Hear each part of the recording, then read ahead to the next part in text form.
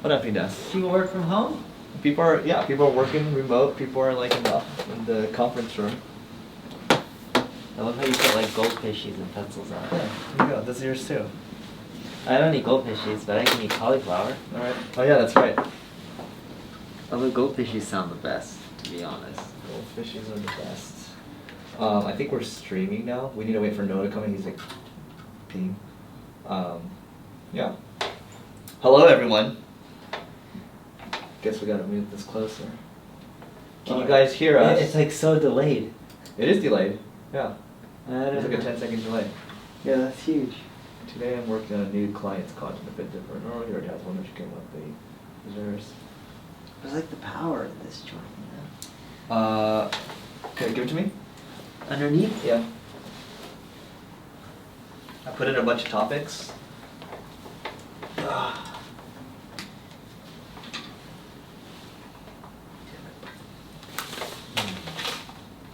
like, I can't find power.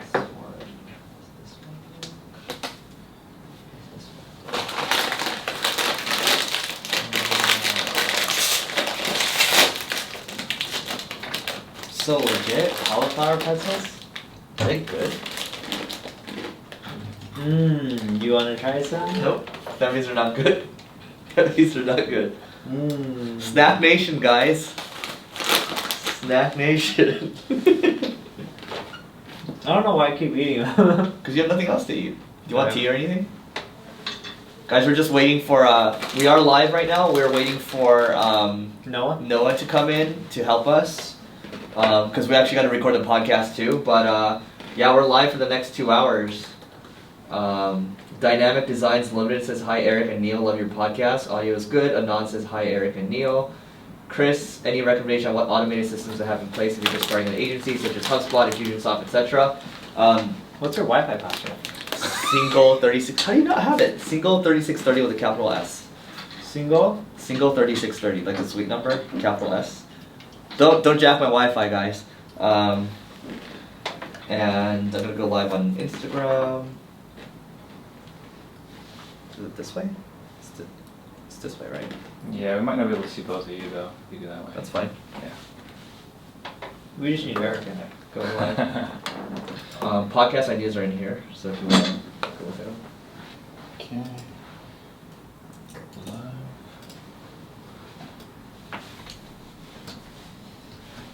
Oh, actually, I might be able to get both. I got a little bit of both. You know both of us?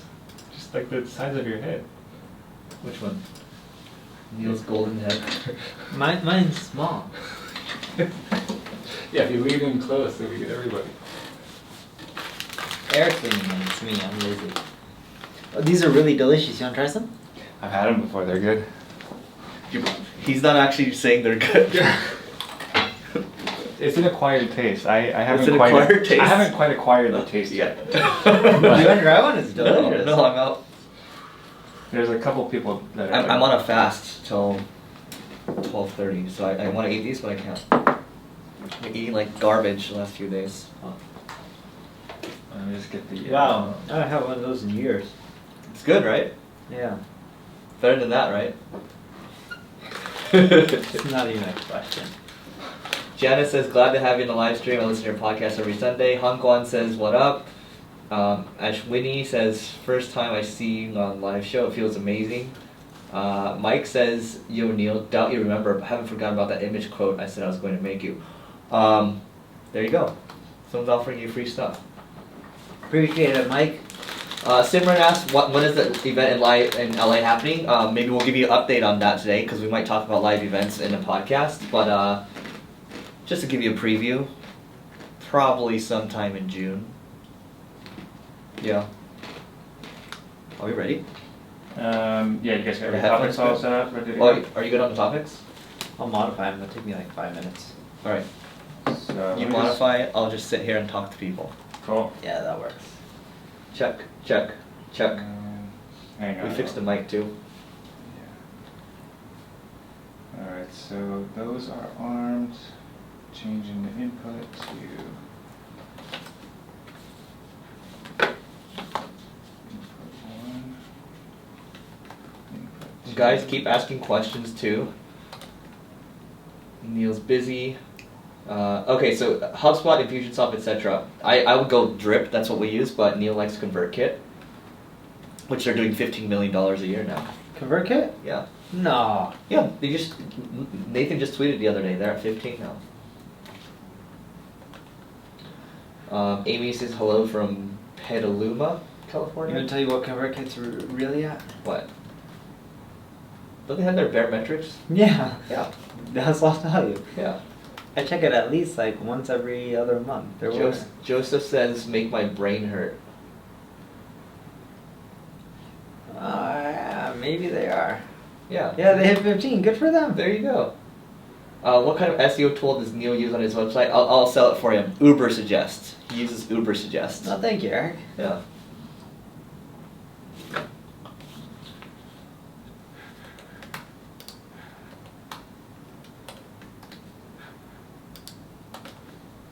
I knew you would move the tools one up. Mm-hmm. You know I look at the Libsyn stats so often. I do too.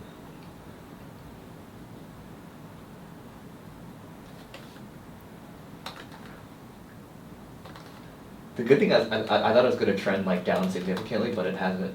Mm-mm. Yeah. By the way, guys, to throw our next event, we need 2 million downloads a month. Yeah. Every million we'll throw a live event. Uh-huh. Are you ready? No, every double. So from 2 to 4, 4 to... Yeah. There you have it. And then the event will double in size too, to a certain amount. Can't have it be too big. Yeah. We're gonna start it and keep adding more. Yeah. Ready when you are. Yeah, just making sure all these are good to go.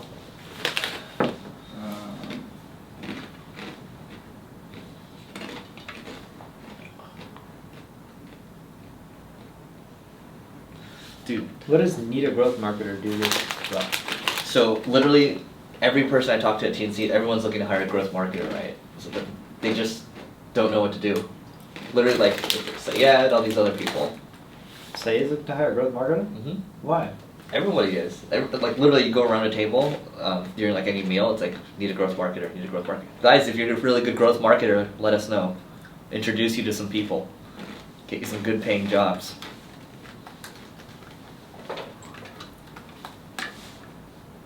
How's TNC? Dude, I went on a boat for Sunday and then I left.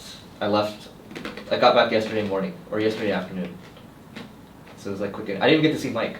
Mike was like, you didn't see Neil's other half. It's okay, I don't see Mike often either. Yeah. No, let's start. I think we're waiting on some tech. Mike, I got a present for you. No, Mike. You got a Mike. No, that's how you miss Mike. Just waiting on some tech here. Don't worry, guys. We're gonna start in like 2 minutes. Sit tight. Go take a pee break if you need. Oops. Go take a go get some coffee. Get You some say tea. go take a pee break, oops, Yeah. or poops. Oh, I said oops. No, because I hit my ear over here. And Oh, also, if you guys have some topic ideas, drop them into the chat too, because we can actually we can crowdsource some topic Can I pull ideas. this or am I gonna break it? you can pull it, yeah. You sure? Just don't hit the monitor back there. I'm just gonna restart my machine. I'm getting some glitches here. Oh, you did this last time, and I forgot about it. Yeah. Yeah. Cool. Yeah, I'm just gonna restart everything. Okay. I'm getting some glitches. Cool, guys. Give us 2 minutes, and we'll get going. You sure you don't want like another snack? No, I'm Yeah. good. I'll get you something else from Snack Nation. Okay. Be right back. No, I'm good. I don't need to eat. No.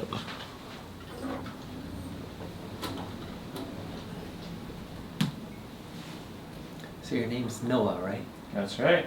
Just making sure. Yeah, no, you got it. So how long have you been working for Eric? It's been like a year and a half already. Guys, watch this. I'm gonna teach you how to poach employees. I'm kidding. There's no camera over there. It's not on yet? That's not on. Oh, The it's camera's there. coming out of there. But yeah. No, it's been a lot of fun. So we've been it's been good just to see the growth, little by little. The growth in what? The company? Yeah. I didn't know if you meant growth in that or growth in views. I know you have both, but I wasn't A little sure. bit of both, yeah. Yeah. It's been a very slow climb with the views. But it's It's been so good. good. It's been really good to just see a lot of like the regulars coming back in, you know, and just like growing the audience and the community and stuff.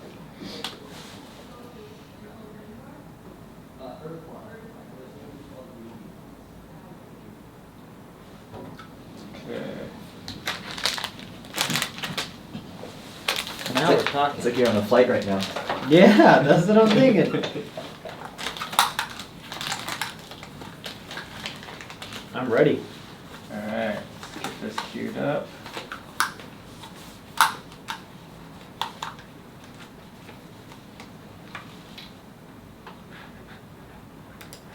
I saw Jay Cron. How's he I doing? saw a lot of people. I didn't get to say hi to him. He was talking to someone.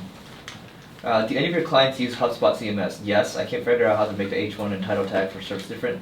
I don't think we can help you there, Poof. I use HubSpot for ClickFlow, but we don't really use it a lot. So I use it as a CRM instead of a CMS. yes, I use it for CRM. That's right. How did you get into digital growth marketing, Eric? You went to school for econ and history. Oh wow. Okay. Remember that. Now I've got some action here. Cool. Good. Simran, if you have teenage kids, actually, you know who's about to have a kid? Who? Me? Anyway, so look, I never knew what I wanted to do when I was a teenager. I didn't even know what I wanted to do when I was 20 years old. I didn't even know what I wanted to do until I was like 24, maybe. And you know what I did? I was reading a lot of blogs, and I was reading Neil's blog, Quick Sprout, that he no longer is part of. But yeah, reading a lot, learning a lot, failing a lot. Yeah, just go let them try stuff. Don't try to. I would say don't be like a Asian, like a Chinese parent, where they try to make you become a doctor, lawyer, engineer, because you know a lot of people are like that right now that I know, and they don't like their jobs. And guess what? Wasted all the money on tuition.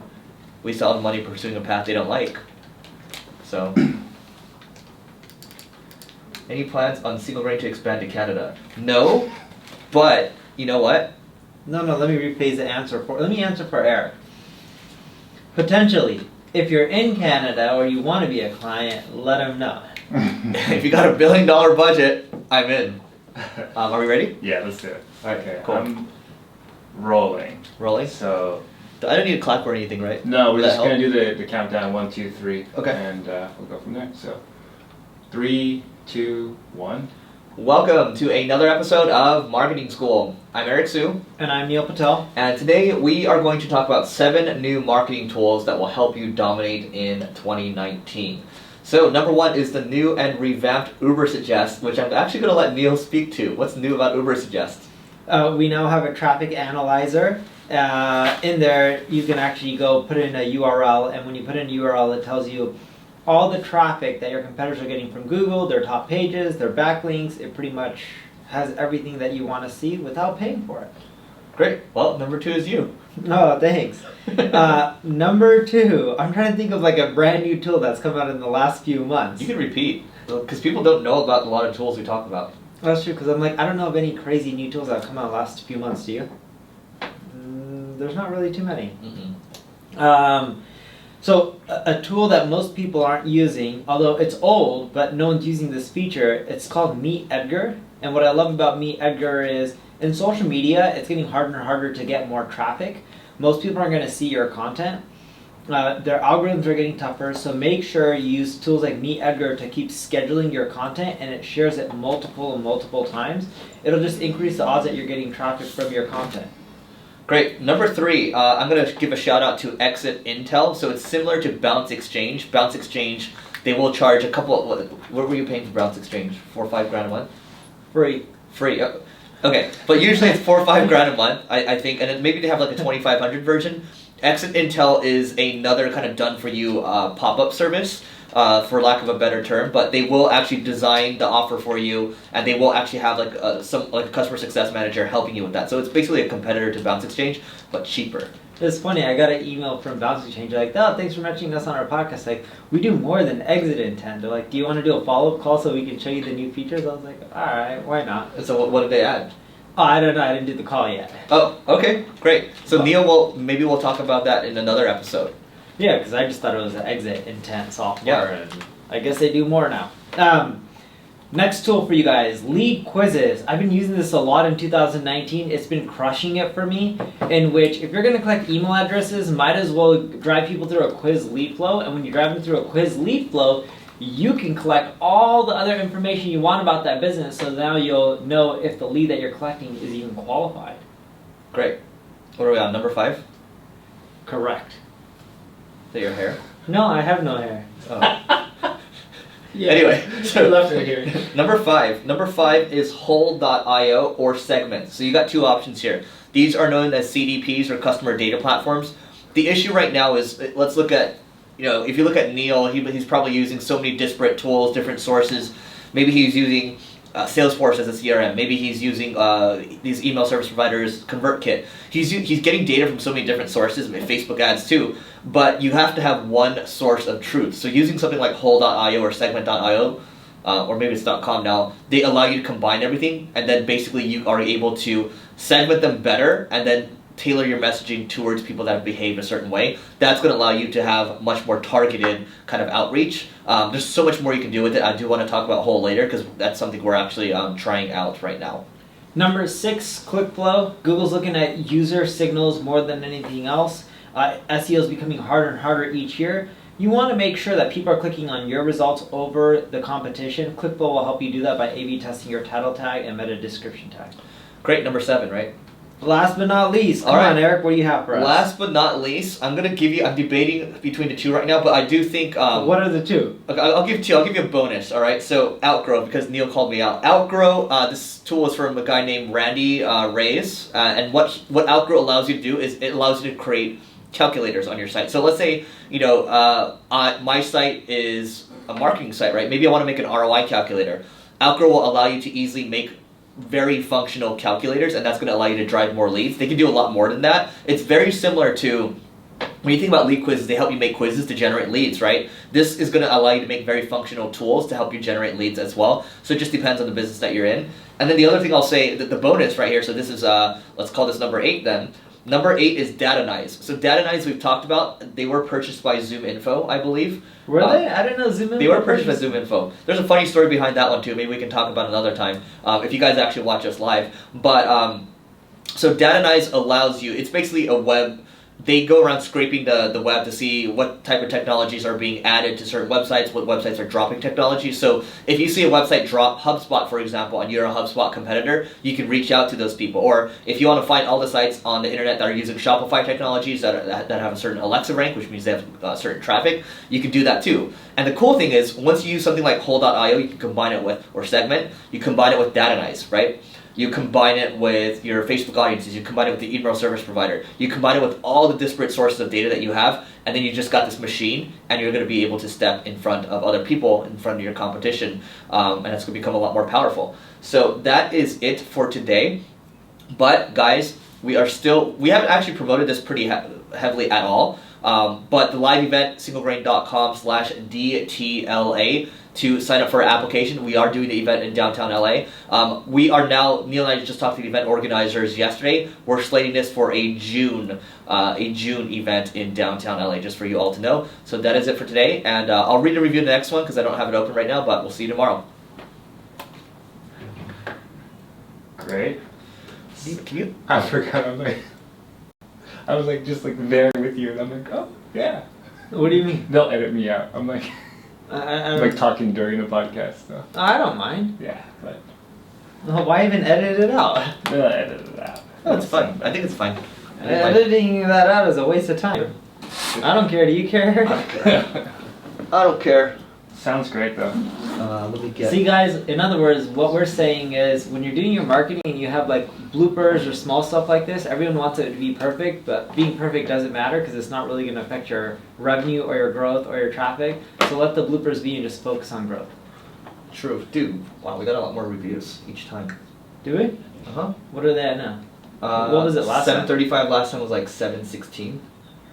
I'm not doing. Oh. Let's do this one, and then 10 minutes. Oh. Type that one. Oh damn, I'm at 12%. That sucks.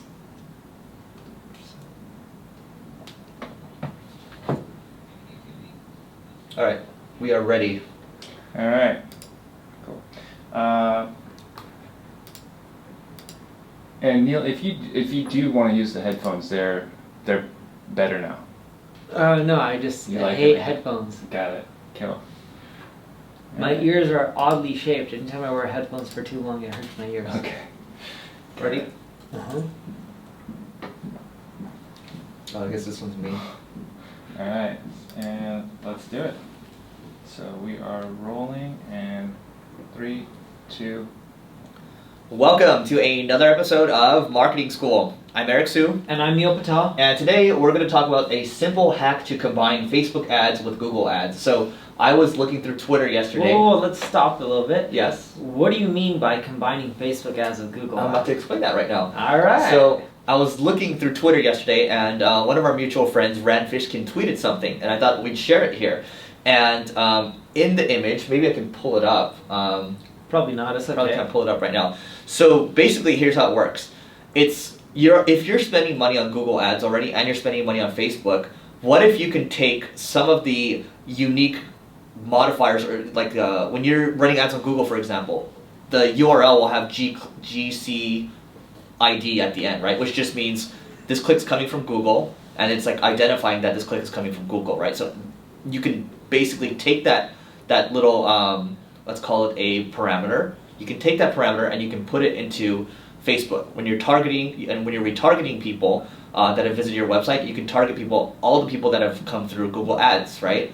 And what you're doing is you're targeting the level of intent. So if someone searched for digital marketing agency and they come to Neil's site, guess what? He can target those people that have clicked an ad for a lower funnel keyword like digital marketing agency or digital marketing agency case study or pricing. And then what happens is, well, guess what? You're targeting people that have interacted with you on Google, but now they interacted with you on Facebook. So that's another touch point right there. Yeah, in essence, what you want to do is you want to get people to touch you throughout the whole web. In marketing, they say Yes, you do. rule of 7, in which if someone connects with your brand 7 times, they're much more likely to convert, remember your brand, build some loyalty to it. And you can do this more with just then Google and Facebook. You can do it with LinkedIn, you can do it with Twitter ads, and the list keeps going on and on. The whole key is whenever someone engages with you on one platform, and especially if they don't convert, but they've engaged with you and they showed some interest, it could be they were there for a few minutes, they went to a few pages, whatever it may be, you can then start pushing them on other social channels, get them to connect with you, and that'll help you keep building that connection, that engagement, that relationship with that individual, so eventually when they're ready, they'll convert into a customer. Yeah, and the idea is that you're spending this money anyway, so why don't you try to get the most out of the money? Because this is high intent traffic, and this is middle of the funnel to bottom of the funnel for the most part. And to Neil's point, the rule of 7, I've been saying like this might even be like a rule of 14 now, where they have to see you way more because the attention is it's so split, right? Actually, some of the people I'm seeing on the live right now, these are people I've interacted with in the past, right? Like this, our buddy over here, Han Kwan, says, "How does Neil have such a perfectly shaped head?" So like, that's like another micro interaction right there. Like Han's gonna remember that. You know what I mean? Do you want to answer that question real quick? I was born with it. There you go. See, some things are very simple to answer. So, do you have anything else you want to add to this? I think this is just something to try if you're doing both Google Ads and Facebook. A lot of people aren't thinking like this. Yeah, you're not always going to find people converting right away. People need time. Some things want to do their homework, competitive research, whatever it may be. Interact with them not just on Google and Facebook and combine them, but do that with all the social sites out there, all the platforms. And what you'll find is when you spread your marketing dollars on multiple platforms, your overall cost to acquire a user will start going down. One of our mutual friends used to work at Expedia, and we had really interesting data in which when they started running things like television adverts, their costs to acquire a customer, when they combined it television, radio, TV, they all started going down by 10, 15, 20% throughout all of the channels because people were seeing them everywhere. Yeah, that only it doesn't just apply to paid, but like if you look at everything you're doing, let's use Neil as an example. All the money he's spending on content marketing, just that alone helps decrease costs too, right? So you got to think about. We keep talking about omni-channel, we keep talking about content sprouting, whatever you want to call it. It is important. Anything else you want to add before I wrap it up? That's it. All right. So guys and gals, We are doing a live event in downtown LA. We broke the 1 million downloads in a 30-day period, so thank you so much for that. Go to singlegrain.com/DTLA. We aren't really promoting it that heavily right now. Again, we are going to cap the attendance. We're aiming for June in downtown LA. I do want to start reading the reviews again, so if you guys would be so kind to leave a review. Someone actually left a review for 1 star, and they said they want to be different. And I appreciate that, but maybe not so many of those, because eventually that's going to hurt. So Jack WSCH says, short, sweet, and packed with great info. You guys do an awesome job of packing in a ton of great info and tips into bite-sized podcasts. Love it. And also thanks to Neil for the Uber Suggest tool. Literally one of my favorite tools to use. No, thank you, Jack. All right, that's it for today, and we'll see you tomorrow. Sweet. Mike, you can leave reviews on iTunes. You can leave reviews on Google Play or Stitcher, just wherever you listen. Yeah, Mike, Google Play will allow you to do it. Mike says we look like regular guys. I am a regular guy. No, he says that the mess-ups are relatable. Thank you for that. Oh, okay. Yeah. Ready? It's funny, I was actually asked. Yesterday I was on an interview and some lady was like, she's like, you impact so many lives. She's like, I just want to say thank you. I'm like, not really. I'm just a normal person. I'm like, teachers impact more people than us. Well, technically we're teachers. Yeah, but like people who are educating like 5-year-olds or firefighters or policemen, I'm like, I look at what we're doing, and I don't mean it in an offensive way to us, but it's like, we're not making that big of an impact compared to like some of the other people out there in this world. I think they're making more of an impact at a personal level. I think we're making it more Correct. on scale. And maybe we should ask the audience that. If you guys think we are making we're teachers in a different way, leave a comment. Or if you think we're not teachers at all, leave a comment too, because we can get the real-time feedback here. Yeah, either way, I think what we're doing is great, but you know, I don't feel that we deserve. I agree with you. We don't deserve a pat on our back. There's so many other people who work harder than us. I agree. Ready? Let's do it. All right, let's do it.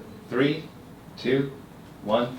Welcome to another episode of Marketing School. I'm Eric Siu. And I'm Neil Patel. And today we're going to talk about 7 unconventional ways to generate more leads. So I guess I'll go first because I've been talking about this and I don't think I've drilled it in enough.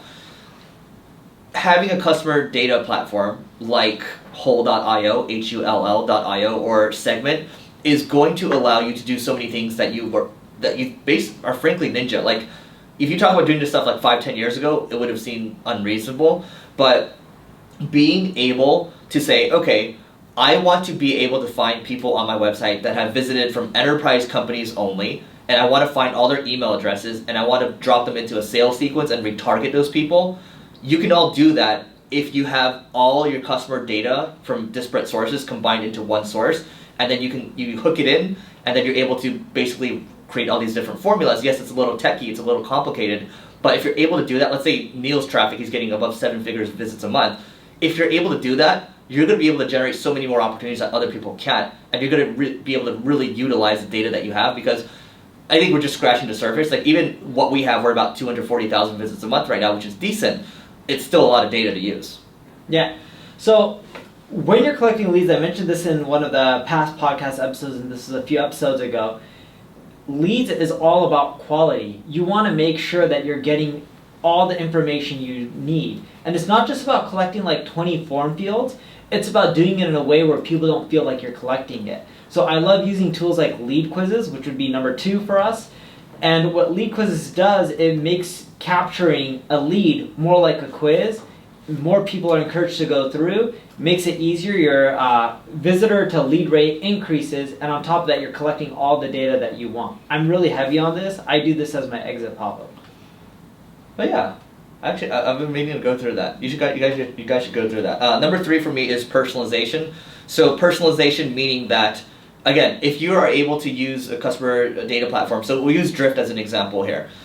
Drift, basically, they realized when Delta Airlines visited their website, and then they basically said, hey, we help companies like Delta Airlines. They personalize the chat, but you can also personalize your website too to say, we help companies like Delta Airlines. Actually, if you visit, again, we'll go back to the example of Hull, Hull. If you go to their site, Hull.io, you can see, I see our logo in the middle, and it's talking about how they can help single grain. That to me feels a little warmer, and like it feels a little concierge-like. Yeah.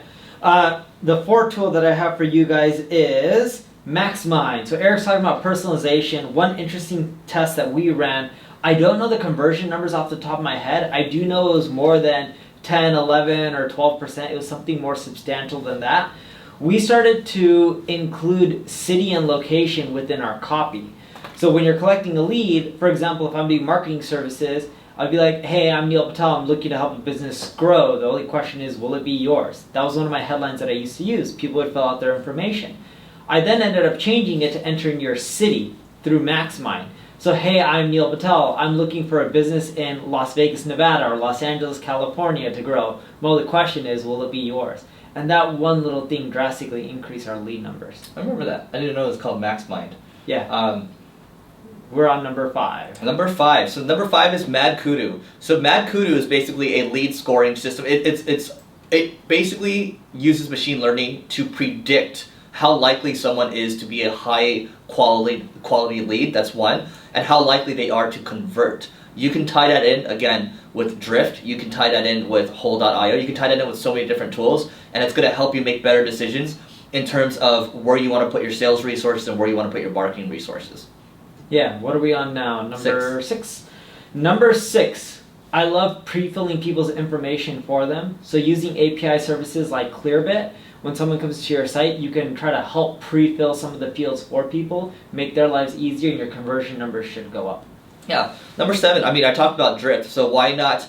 The funny thing is, Neil and I, we both don't use chat right now, but live chat does still work for people. It's just slows down my site too much. Yeah, that's why I think we both took it off. But look, for some businesses, it makes sense to have live chat. I just think from a services perspective, it does not make sense because you are looking to engage in a really high level, high dollar amount type of conversation. And again, we're sticklers about the site speed. You know what I've been testing out recently? So you take a tool like Mobile Monkey. You take, instead of chat like Drift, you take Facebook type of chat. You collect a lead, and you're getting a Facebook contact. And you broadcast to them. Yeah. So then I'll do an email broadcast when I release a new blog post, push notification, and Facebook Messenger. The push notifications of subscribers, right? Yeah, so I do all 3 at once. So guys, check out subscribers.com. That's another one of Neil's tools. Anything else you want to add? No, that's it. All right, that is it for today. But guys, we are doing the event, the live marketing school event. It's going to happen in June of 2019. Go to singlegrain.com/DTLA to fill out your application. We're capping the attendee size, so probably better to get in now than later. And before we go, I do want to read another review. So this person says, horrible podcast, 5 stars. Nick MHC, if you're a professional marketer, you should find a different podcast and not use anything these 2 guys say. Winky face. Basically, he wants to keep the tactics for himself, I think, which is smart. So anyway, that is it for today. We'll see you tomorrow. And thank you for the review. And thank you for the review. Bye. Let's see. Cool. What is the URL of the platform? Do you upload the entire video after or only the edit pieces? Winston, we only you only get the live video for this afterwards. It's not like we chop it up. I hear you listening to it, yeah? Yeah, just checking everything out. Yeah, I like this. Mad Kudu, you can tie it in with MailChimp and Constant Contact, I believe. The worst case, you can do it through Zapier, if I'm not mistaken. You're right. All right, ready? Yes. Hi. I think she was going to bring some Do we water. turn off the AC? No, Sounds. you can't really hear it. Right? Yeah. She's going to bring in some water real quick. Okay. Oh, you want water? No, you want water. Oh, wow. I feel special. Kind of feel like a concierge here. That's what I was Thank telling you. you. very And you got much. more water with that cup. I appreciate it. No Thank you. problem, no problem. Okay. Who sent the note? Noah? She asked, does he need more water? 'Cause she's yeah, watching because the it's like live empty. feed, so she... Ah. We're gonna... Ready? What's her name? She's awesome. Hannah. Hannah. Thank you, Hannah. Alright, we're rolling. And 3, 2, 1... Welcome to another episode of Marketing School. I'm Eric Siu. And I'm Neil Patel. And today we're going to talk about how to structure your content marketing team. How do you structure your content marketing team? Okay, well I'll start first. And so you got 2 different perspectives here. Maybe we should talk about our content output first. So yeah, that'd be a good starting point because you got guys like Gary Vee that are trying to aim for like 80 pieces of content a day. So for us, in terms of weekly volume, we have this podcast, which is 7 days a week, Yeah. right? Then we have the Growth Everywhere podcast, which is one new episode on Mondays. That's an interview, so that's 8. And then you include my live videos, which are now part of the podcast, which has actually increased downloads, which you can see. So then that's 4 more pieces of content. So now we're at 12, right? 12 pieces of content, and then our blog. You add Wait, our blog. how 4? Huh? How 4? Because I only go live Tuesdays through Fridays. Oh, so you go live 4 days Uh-huh. a week. Uh-huh. Wow. Yeah. And I just talk about whatever. But it goes to the Growth Everywhere podcast now. And it's improved the downloads. We should make that an episode. And then so that's 12 pieces now, and then you add in our blog, which is Wait, but how much has it improved the downloads by? Percentage? like 100%. Seriously? Double, yeah. Good for you. Yeah. Thank you. 3 to 4 blog posts a week, right? So we're now at 16. And then what else do we have? With videos, that's 3 new videos per week, so that's 19. This is not the live videos, this is 19 pieces of content. What else do we have? All the social. Social posts too, that's like 4 a day or whatever, right? You do 4 posts a day? Yeah, so what was that? 28 plus 16, what is that? 42? 44? Something like that, whatever. Yeah, so 44 a week, something like that. Yeah, you do way more content than I do. But no, okay, so let's go through yours now, and then we'll talk about the teams. What's your content output? Podcasts, so 1 a day, Uh-huh. so 7 a week. Mm-hmm. 1 blog post a week. That's... How long is the blog post? What do you mean? Word-wise. I don't go by words, I go by how long it takes me to write. The one I wrote this Saturday took me 1 hour and 10 minutes. Oh, so you're writing again. Yeah, I've been Right. writing for a long time. Right. Forever. Normally a podcast won't take me a blog post won't take me more than 3-4 hours. Mhm. The hardest part with the blog post is coming up with ideas. So Grant, Mike, and I will brainstorm and then I come up. Like the one I'll probably write this weekend is how to rank number 1 on, or no, how to find the right keywords to rank number 1 on Google for. Mm-hmm. So what I'm at, 7 pieces of content. I release 3 videos a week. Mm-hmm. So 7, 8, 11. Instagram. Carlos creates my Instagram content for me. I think he puts like 2 images. So maybe 13. Mm-hmm. And then any of the posts on the social web is just regurgitate linking to a blog. Instagram too. Your Instagram's getting a lot better. Yeah, no, but that Carlos creates no more than like 2 a week. Oh, got it. Because if he's posting a video, that's the same video from YouTube or whatever I'm filming. Just so. chopped up. Yeah, repurposed. Yeah, so it looks Yeah. like I'm creating around 13 pieces of content max a week. Okay. Somewhere in there. Well, now let's talk about the structure. Anything else you want to add from your side? No. Cool. So the structure of our team, so we have our head of content, that's the person that's able to kind of quarterback the executional pieces. And then we have our videographer, our producer, right? That's another piece of it. Noah? Noah, yes. And then we also have Hannah, who she has just been promoted to full-time, so congratulations to Hannah. But what does Hannah do? She You handles gotta give us social the media coordination, right? So she's quarterbacking the social media execution. And then we have an editor too that's been with us for 6 years. Her name is Selena. She's great, and she kind of makes sure that the blog is running right. So that's a piece of it. And we also have our stable of writers too. So these are writers that we've been working with for years too. So we probably have 4 or 5 consistent, and then there's kind of one level below that is the people that write guest blog posts for us. Is there anybody else I'm missing? That's it, right? Contractors. Contractors, as in kind of editors for our videos, and also designers as well. You got a big team. Yeah, but it's like a full-time and contract team. So I have Pasquale, he's one of my contractors, he shoots all my videos. Mm-hmm. Podcasting we're doing in your office. Mm-hmm. So I have Pasquale. Grant edits my blog posts before they go live. Mm-hmm. That's it.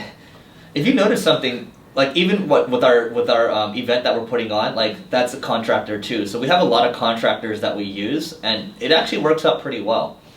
Carlos, who does my Instagram stuff, he doesn't spend more than an hour a week to create Instagram content, Mm-hmm. and he's just someone who works for us internally. Yeah. But we don't really have a big team. If I look at Grant, doesn't spend more than 30 minutes editing my blog posts every single week. Mm-hmm. So the only real person I have on my content team is Pasquale, who does my videos. Mm-hmm.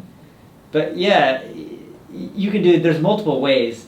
Eric uses the approach of having people on his team. He has a much bigger team than I do when it comes to content creation, and it makes it scalable. Hence, he can produce a lot of pieces of content. And we also want to get more aggressive too. We've been talking about this whole content sprouting thing where we do want to hit like 40, 50 pieces a day and just see what sticks. So there's that. See, I don't do that because I find that it doesn't drive the volume. Our traffic continues to grow, and I'm sure yours is too. We're, I think last month was like 20, 30% month over month, and then it's still kind of maintaining right now. So if I can maintain that growth rate, like, keep doing it. For social or for your website traffic? Website traffic. What's your website traffic at now? So we're at 240 now. Last month was like 240 uniques or visits? 240 uniques. Yeah. That's high. Good for you. No. Sorry. No. 200 uniques. 200 uniques. Yeah. That's 240 high. overall. Yeah. That's high. But like when we're talking about this, like you go back a year ago in marketing school, it was like 70 or 80. Yeah, your growth So rate it's compounding. Yeah. Yeah. Anyway. So do you have anything else to add? Well, no. When we talk about setting up the team, you can figure out whatever structure you want for your team. If you think about what Eric and I are both doing, we have one thing in common. We use contractors. It doesn't make sense to have a ton of people on your content marketing team full time because there's not enough work for people to do full time unless you're just cranking out like 12 blog posts a day or anything crazy like that. I mean, when I first started at Single Grain, we like when I started the content marketing program here, we literally had one writer that was cranking out all the content. And I think you actually introduced her, Sarah Rickard. I don't know. That means someone else on my team introduced her to you. I don't know. It was 6 years ago. But, you know, she would crank out the content. I was like, look, we want 2 to 3 pieces. And then she would just crank that out. And, like, literally that was it. We didn't even have a social media person. And we slowly built up. And I built up a team of contractors before I even decided to build out, like, a full-time team because I want more flexibility with the full-time team. And then also the collaboration and all that, the culture. So I just love that portion of it. Well, and you also have to look at what you want to end up doing. So I have less people on my team. I'm creating more of the content myself. But the reason I do that is because my goal is to brand myself more personally and try to share my own stories. While Eric is he is also building a personal brand, but he's also trying to mainly focus on building the brand for his company and his agency. And at that time, doing it in a more scalable way is much easier, and hiring people helps a lot with that. If your goal is to build a personal brand, having a big team doesn't help as much because then the content's not going to be as personal versus you creating it yourself. Unless you're Gary Vee and the primary seed content is video, because the video's all him. Yeah. And the video's more like documentary style Yeah, versus him going. But 99.999% of people aren't going to do that. Yeah. So, anyway, that is it for today, guys. We are doing the live event. It's going to happen in June. Go to the application, singlegrain.com/DTLA. It is free to come. We are capping the event, though. It is going to be recorded for those of you that cannot make it. And I'm going to read one more review. If you like us, leave a review. If you don't, still leave a review. And Kaylin J says, great content, 5 stars. Great content. I love getting the nuggets out of every episode. Thank you so much, Kaylin. Please leave a review if you guys would like to, and we will see you tomorrow. Great. Radio.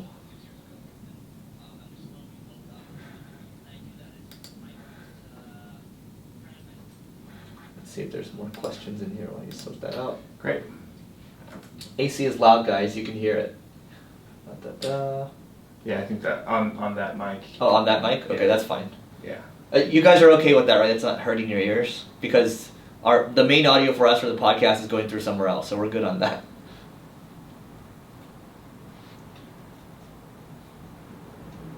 Nirav says, hell yeah, good teachers.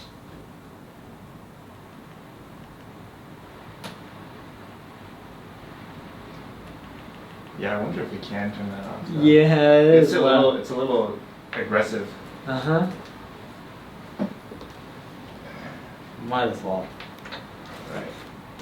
Hey, Eric and Neil, do you offer internships in Los Angeles for college students? We both do, if you know. You do in Los Angeles, I don't, but you should work for Single Grain. It's a great place. Neil will also take good help, too. He's being very nice. No, we love great help, and it would be an honor to have you, but we're not in Los Angeles. You're in Los Angeles is what I'm getting at. Yeah. Oh, look at that. Oh no, I was just looking at him eat. I was looking at that. It worked? We'll see. Simran, neither of us escalated the visit so quickly. If you look at Neil's growth rate over time, he's been in business for, 18 years now? It takes a long time to grow traffic. I've been at Single Grain for 6 years. It didn't really start growing until the last 2 years. Yeah. Well, single brain's always been growing, but percentage-wise, it's not as fast as... percentage-wise has always been good, but the number hasn't been as high. It's always been consistent growth. I'm not good at the fast growth, explosion stuff. I'm good at the boring growth. Yeah. Okay, you guys ready? Simran, you can email me. You know what? You can email Eric. No. Island A. He's trying to figure out if he wants the email or if he wants someone else to get the email. I just put the email in the chat, so you can just put it right there for any internship stuff. All right, I'm gonna restart, and then we are ready to go. Yeah. Yeah. So All right, let's do it. rolling. And 3, 2, 1.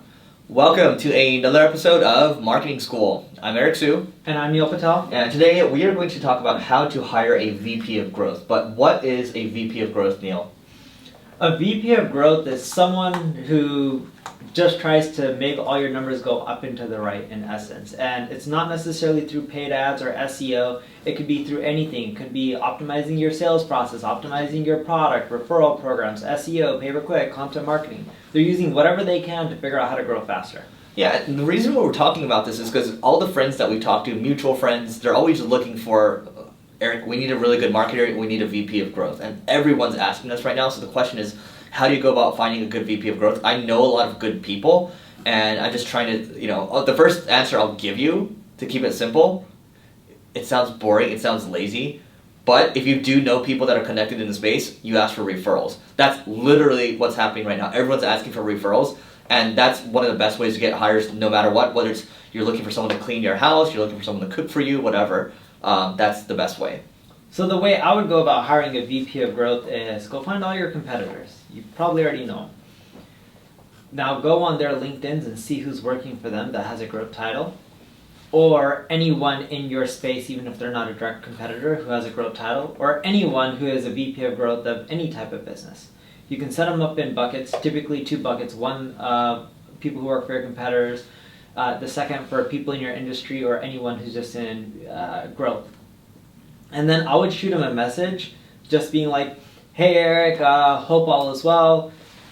I just want to introduce myself. My name's Neil Patel. I'm with the company X, Y, and Z. And you tell your story and be like, look, I know you're in marketing, you're a VP of growth. Just out of curiosity, do you know anyone who would be interested in a VP of growth position at my company? And what you'll find is, by not being too direct and not saying, hey Eric, can you work for us? You'll get a lot more people who will be like, I don't know anyone, or I do know someone, but hey, I'm actually interested myself, would love to chat with you. And that is probably the best way. Now, to give you an idea, and I hate to keep rambling, I'll let Eric go after this. To give you an idea is, we're looking for salespeople in one of our offices. And I did a test where we went out there and I posted on my Facebook and LinkedIn. I even did a LinkedIn job listing, and we got hundreds and hundreds of likes on our postings, people commenting. We had more people that we ended up hiring. Technically, I don't know if we even hired 1 or 2 people yet from my posting. But what we did already hire, I believe, 3 people from was my co-founder, Mike, did the strategy I'm just talking about, where he went on LinkedIn, hit everyone up who had similar titles in other competing companies, and he just said, hey, do you know of anyone else? And X, Y, and Z, and just had his whole spiel, and I kid you not, we filled up more people from that than any other tactic. And it works not just for VP of growth or sales, it works for any job title. And what's a typical question you would ask this potential candidate? So if they're a VP of growth, and we're interviewing them, I would tell them all about my business, and I would ask them, what would you do to grow the business? Here are my numbers. This is the number we want to hit at the end of the year. How would you get there? Right. And it's not even about them saying you can hit it or you can't hit it. You want to get their thought process and figure out what they would go through to get to that number. Yep. I like that question. The way I start it usually is I'll ask them about their most impressive kind of marketing win. Just to, I want to know how they think about what they think is impressive. Are they going to share metrics and what they've done? And oftentimes they're going to kind of inflate things, but this gives me a chance to kind of go deeper. Like, okay, so you did this. Like, tell me what specifically you did. How did you contribute, right? Then I would go, personally, I would go to later, like, what would you do for us later? And then maybe there's a potential homework assignment. Now, the dangerous thing here is, at least in the United States, you actually, unless you pay them, you can't actually get them to, you shouldn't ask them to do actual work for you. Because, right? Of labor laws? Yeah, I don't labor know. laws, yeah. The other thing I'll say is this. One of our mutual friends runs this one company, and I the last 2 growth guys that he hired are referrals from me. Now, how did I find this guy initially? Well, I was reading, Neil and I will read good marketing posts, right? We look at kind of who's writing good stuff. Whether it's inbound.org is now defunct, but you got Growth Hackers, you have other sites out there that you can find good stuff on. And this guy kept writing good content. And I was like, man, okay, can reach out to him. I was like, hey, would you like to write content for us? So he started freelancing for us too, while he was working a full-time job as a marketer somewhere else. Eventually, one of my friends needed to hire a director of marketing. Guess what? I referred him. He got that job. And I also referred him to my other friend, and then he ended up getting the job first for the first friend, and then he moved over to the second guy. But that was from one piece of content first. So for those of you looking to get into becoming this kind of mini brand to find like a good VP of growth job, create content. But for those of you looking to hire someone, go look at the people that write stuff, because you can get their thought process. And a huge bonus for me, and we want to do more of this, is to make sure that everyone on the team that we're hiring can write well, because you're writing emails all the time, you're communicating all the time. If you can't articulate yourself, at least through the written word, or at least through content somehow, well, you're going to be behind other people. Yeah, so that's how we would go about hiring a VP of growth. All right, so that is it for today. We are doing a live event in downtown LA. It's going to happen in June. It is that's not invite only. It is an application process, so go to singlegrain.com/DTLA. We are going to record it for those of you that cannot make it. And it's now, you're probably better off registering now versus later, because it is going to become capped soon. I am going to read one review from our awesome audience. Ashley B67 says, a must listen. It's a 5-star review. This podcast is packed full of actionable content in bite-sized pieces. For a busy entrepreneur wanting to learn and implement, this is the perfect podcast to listen to daily. Thank you, Neil and Eric. Thank you, Ashley, and we'll see the rest of you tomorrow. Great. Hey, Eric, can you push that red button on the top right of the thing that says turn off? Yeah. That one. That's some broadcast alert. Yeah. Cool. How many people are live? It says peak concurrence 42. No, I know, but how many people are right now? I don't Does it know. not show? I have no idea. You gotta go on the public view page, I think, to see that. How do I do that? If you scroll down, and then you can This one? maybe right-click that out so it's a new window. Right click? Yeah, open it in a new window. Where's that? Oh, maybe. Copy video URL. Yeah.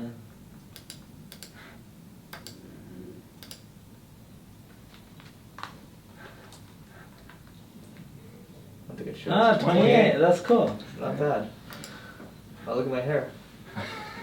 I still need to do a YouTube live. You do. I've been so busy. We could do simulcast with this. All right, next one. Yep.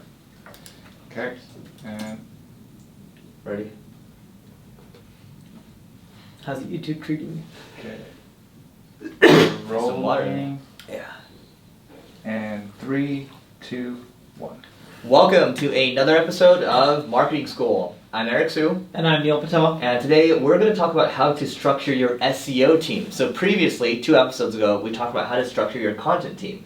So now we're going to talk about SEO team. So you're going first. No. How about you break down? I went first last time. Alright, you always go first. I like it that way.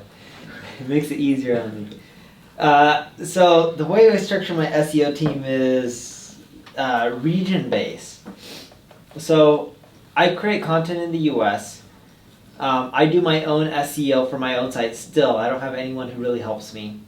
Yeah, I'm actually a solo person when it comes to SEO for the United States for myself.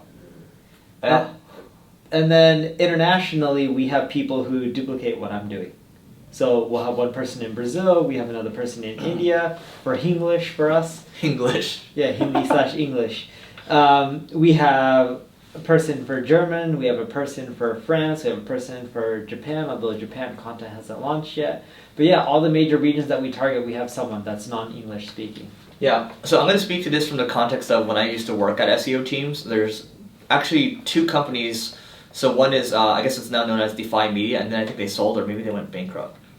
But hey, you know what? They owned a bunch of sites like funnyordie.com, College Humor, Break Media. So I was an SEO strategist there. So the way that was set up was there was an SEO leader, and he hires the strategist comes up with the ideas to execute on, and we had a tactician too. So the guy that worked under me is now like SEO lead at Twitch. So he went from SEO lead at Yahoo, and then he went to Twitch, and I think he might actually be somewhere else now. So he's done well for himself. But anyway, so we had an SEO lead, SEO strategist, more of like an SEO kind of executor or tactician who was doing the outreach or maybe working with editorial, and he actually managed editorial or worked with editorial, and that was just kind of collaboration because the editorial team at Break or College Humor, they're just cranking out tons of articles every single day, right? But keep in mind, this doesn't relate to most people because this is a volume play and they're a publisher, but it is kind of good to know kind of what Big Company SEO looks like. I think we had a couple hundred employees. Do you have a question? Yeah, well, at most of these big companies, what I'm seeing is they have like an SEO lead or SEO manager, and then underneath them, they typically have people who are in charge of content, social, Right. Someone who could just be like on page, someone who's just in charge of link building, and it varies. The thing when it comes to structuring an SEO team is you need to look at where the gaps within your SEO. If you already are a big site like General Motors, you don't really need someone for link building. If you're a brand new site, you're going to need content, links, on-page SEO, and social as well. But you can still build a contractor team. You don't need to hire a bunch of full-time people. Yeah, that's correct. You can use a lot of contractors to get things off and running. The big thing with structuring an SEO team that I found, and this is the gap that most people miss, and I also do have this on my team, we have someone who updates old content. And they're full-time, and that's all they do. What you'll find is when you do get good traffic, it'll die down eventually unless you keep updating your old content. It's a big misconception that in marketing and SEO you can set it and forget it.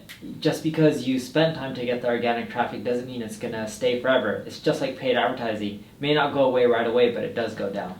Yeah, what's the title? Because HubSpot does the same thing. I forgot their title. What's the title of your repurposer? I don't know. I have to find out from Grant. He's in charge of him. But I think that's really important. One of my friends, they grew their traffic about 100,000 visits a month, about 1 million visits a month, and what they do, and actually we're actually trying this with marketing school right now, is we will take let's say this is every day, right? We might have someone write a blog post. This episode might become 800 or 1,000 words, and then we might check 90 days later to see if something's doing really well.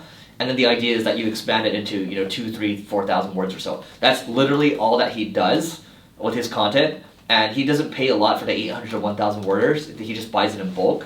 If it does well, he expands it. I just don't know what to call those. You don't want to call them content repurposers. That sounds kind of like, Yeah, no. Content refreshers. I think that's what the title is. Yeah, and what's funny is you used to post our marketing school videos on YouTube, right? You stopped doing that. Yeah, we did. Good for you. Yeah. It hurts your overall channel. I don't know if you knew that. It does. Yeah. If you post too much and you're not getting engagement on certain things, because you have to remember that was audio based, you're going to end up getting crushed. Which is interesting because, well, side tangent real quick. When I traveled to Japan, a lot of the people that listened to marketing school watched on YouTube. So different habits in different countries. Take that for what it is. You had Sujin in your office? Yeah. When? A couple of weeks ago. He didn't hit me up. I'm local now. Anything else we want to add to this? I'll add to it. I mean, look, Neil's right. I mean, it depends on the stage that you're at, right? So in the beginning stages, heavy content, you are going to have to think about links. But if you are a General Motors or a Ford, you already have a ton of links pointing to your site already. The good thing about that is now you can just write content and it's going to start to rank much easier. That's kind of the whole idea behind this whole content marketing thing. It's not like all your content's going to drive a bunch of leads for you, but it is going to collect the links, which allows your middle of the funnel, bottom of the funnel type of pages to actually rank so you can actually drive more conversions. That's the whole idea, and people kind of miss that point even in 2019. Cool, yeah, nothing else to add on mine. All right, so live event. Look, Marketing School Live, downtown LA. It's going to happen in June. Application process. Go to signalbrain.com/DTLA to get in on the application. It is going to be a free event, but we are planning to cap the event, and it will be recorded for those of you that cannot make it, and it is going to be live as well, just like how we're live right now. And I'm going to read one more review here. Swimmer10 says, "Love daily releases, 5 stars. Thanks for releasing new podcasts every day. I love that they are to the point. Many podcasters drag things out with unneeded discussion mixed into the value, where you guys get to the points quickly. I wanted to recommend sharing a podcast or two around writing content / blogs for boring industries and best practices for getting views. For example, I can only gain so much interest / blog views around access control systems, quote unquote, for the physical security technology industry. See, I bet you guys started snoozing just from that line. Thanks, guys. Yeah, I have no idea what to make of that. So thank you for that review, and we'll see you all tomorrow."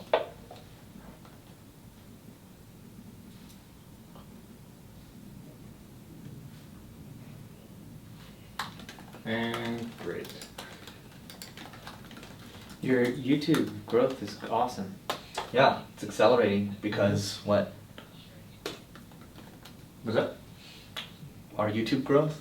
What about it? He said it's awesome. Yeah, oh, it's- well, thank you. Thank you. You're in charge of the YouTube growth? Yeah. Yeah, good for you. Yeah, it's been slow and steady, you know? As long as it keeps going up. Yeah. A lot of experimenting here and there. Sign up for a Rev.com account. Do you Oh, have yeah, Rev? Yeah, Rev. Do you upload the SRT files to YouTube? Not the day it comes out, usually. You have to upload it right before it comes out. If Okay. you do that, your rankings on YouTube will go up. Because they do it based off the text, and they won't use their own text transcription. You have to upload it at the same time the video comes out. It's YouTube's first 24 hours. So in the first 24 hours, if you're screwed and you don't do something right, you're done after that. Doesn't matter. Thank you. Are we recording? No, we're Okay. not. Come on in. We were talking about you on the podcast. I heard it and I felt like I was famous for a second. You're You're famous. famous. Yeah. So I was smiling out the Thank other you, Hannah. Thank you. door. Do you want one? Or you want me to put it You just? can have it. Alright guys. Great job. There's 4 of them. Oh, they'll take I it. think, right? Boy now? Yeah. There you go. Sweet. Thank you. Sponsored by Earth Bar. Do you get them for free? Hmm? Do you guys want lunch? I just saw smoothies, but if you're Did you want staying, smoothies? someone to. No. I'm good. Well, no. I'm good with this. This is gonna be my You're good lunch. with this? Oh, that's Thank why you. you're so thin. No, okay. Do it for you. And I have a quick question for you. I know Yeah. this is a big favor. Any way you can give me a cup and only half this? Because I won't end up drinking it all. Oh, there you go. I don't want to waste it, you know what I mean? No. Actually, here. Should I just have the other half of yours? Yes, do that. Does that work? Yeah, that's okay. fine. All right. I'm like, I would do it, but my cup has water in there, so I can't pour it in the... We'll cut it. Okay. Okay, thanks. All the little challenges. Let's see. We're looking to hire an in-house marketer. We've tried Upwork, LinkedIn. I mean, just do what we did, Sebastian. Sebastian from Chicology. You know what? I'll give you a story about Upwork before we moved on to the next one. When I did freelance consulting, freelance SEO work when I was like 25 years old on Upwork, and then this guy offered me like I think 150 or 200 grand to move to Philly, but Philly sucks. And then he offered me like profit share. I still don't care. And then That was a good paying job. It was high I paying. want to go to Philly. It was high You paying, pay right? me nothing. You pay me 55. I'll stay in LA. How much was he offered? 150 to 200. No, you had another one that was like 300. That was in Texas. Here, wait, come back. He'll trade you. He wants to give you more. More? Yeah. Oh my god, Yeah. that's how you guys are all so thin. He's I'm like, even worse. I want the straw. Because then it's more convenient. Oh, look at those chunks. Wow. That's I love the detox. chunks. Yeah. That's good detox, right? Yeah. Hopefully I don't make too much of a mess. Yeah. Alright. You guys Do you need have a anything napkin? else? He needs a napkin. I'll grab a napkin. How many napkins here? I made a mess. There's a microfiber cloth. No. No. You want a knife? What do you have a knife in your book? Someone give me a Cutco knife with my name on it. But I don't cook. Dude, I want to see that. That's Do legit. you want it? Alright. Yeah. Guys, You want here's it. a quick lesson on gifts. I before we want move the on to next Cutco one. knife. Do you really not want it? I don't want it. You I'll want it? take it. This is my baby gift for you. No, thank you. Dude, I'm so down. Okay. I want that. All right, I'm giving it to you. Is that your Cutco? Yeah. It's now my Cutco I knife. always Yeah. thought Cutco was like the people that went door to door. They do go door to door. This is it. Oh, But they're really nice the knives. actually good. And he's gonna take it now. Yeah, happy wife, happy life, you know? We all love our Cutco. She's gonna be like, oh, I got a free knife. I'm like, yep. Yep. Thanks Now to every Eric. time he uses it, he's Yeah, it's gonna be an think about impression Eric. every time. Yeah. Yeah. All right. So, what were you saying? Oh yeah. So Sebastian, the story on that, and then that guy reached out to me actually a couple weeks ago. He's like, see, like, you know, if we worked together, we would have built a much bigger company. And it's more like, no, I would have helped you build a much bigger company, bro. So, anyway, actually, they're doing really well now. So Upwork, don't sleep on Upwork. LinkedIn is great too, and LinkedIn's improved quite a bit. And like we said, like going to find people that are really good marketers, but also really good writers. That's kind of the holy grail if you can do that. All right. So, yeah, Hongguan, you're right. Philly sucks. Next one. Sorry for anyone that lives at Philly. It's just cold. Plus the Eagles suck. All right, next one. They won the Super Bowl. No, you didn't. That was last year. The Patriots won again. No, I know. I'm saying, but Eagles won the Super Bowl. Oh yeah, LA didn't. But I'm not. I'm not. An They're LA not fan. that bad. Okay, we're rolling. And 3, 2, 1. Welcome to another episode of Marketing School. I'm Eric Siu, And I'm Neil Patel. and today we're going to talk about 7 hacks to boost your conversion rate. So let's get started. Number 1, Eric's like looking at me, and I'm like, because normally Eric goes first, but today I'm guessing I have to go first. I can go first. Here, I'll go first. So number 1 to boost your conversion rate. We talked about personalization. So personalization, if you can somehow find a way to enrich, using a Clearbit API to enrich the traffic that's coming to your website, you can actually personalize saying, hey, we like helping companies like Delta Airlines, or we like helping companies like Coca-Cola, for example. And if you're able to personalize, well, guess what? G from Drift, he's known as the mad scientist, really good marketer. He did a personalization thing, and their conversion rates actually shot up about 30%. Number 2, if you want to improve your conversion rates, one thing that you could end up trying out is adding the city within your copy. So when we added the city within our copy, we noticed a huge increase in conversion lift. It was over double digits, so over 10%. For example, our headline was, do you want to increase your, or I believe our headline was, I want to help grow a business. My only question is, will it be yours? We changed it to, I want to help grow a business in, and then we entered your city, Los Angeles, California. My only question is, will it be yours? By personalizing your copy with the city, and we use Maxmind for that, we got a huge boost in conversions. Great. What is this, number 3? Number 3, don't sleep on site speed. There's a reason why Neil and I no longer have chat on our site. It's because it really screws up our site speed. And site speed, if you haven't looked at the study before with Amazon, I think they were talking about how for each second or each millisecond they lose, it's like a 7-figure amount. But obviously they're a multi-billion-dollar company. So something to consider. It's really important. Number 4, everyone thinks about conversion optimization as just people on your website and how you can boost the conversions. One thing we like doing is for all the people that don't check out or go to a lead capture page, after they browse a few other pages and they don't fill in a lead, or, buying a product, let's say it's e-commerce, we'll do remarketing videos for YouTube and Facebook, and we'll show them what it would be like if they converted, and the pitch is opposite. So if our web copy was logical, then our video copy was emotional. It's pretty much the opposite, and we found that to drastically boost our conversion. It's our highest ROI from any paid channel, is just remarketing from checkout pages or lead pages when they did not fully convert. And lead pages, you can do something really cool in which if they type in a few fields but not all of them, you can cookie them. If they don't get there, then you can not cookie them. I'm going to change mine just because you said something about retargeting. So dynamic retargeting, number 5. So let's go back to the Coca-Cola or the personalization example. If Coca-Cola visits your website, guess what you can do? You can actually combine it with a tool like Clearbit, find a bunch of emails from everyone that's on the marketing team at Coca-Cola. You can run a Facebook dynamic ad, have their logo in it. We help companies like Coca-Cola. Boom, and then they're seeing ads everywhere, right? But maybe not just as lazy as that. Maybe you're adding value, and you can find that maybe they visited your section on SEO. Then you can send them SEO content. Here's really helpful SEO content for Coca-Cola, right? And then you can have like SEO plus Coca-Cola. Maybe not like that. Maybe you probably still have to use the logo, but I'm getting a little too ahead of myself. But dynamic retargeting. Number 6, everyone thinks about conversion optimization as A/B testing and analytics and looking at Google and figuring out where people are dropping off. But are you talking to people? The easiest way to boost your conversion rate is to just talk to your audience.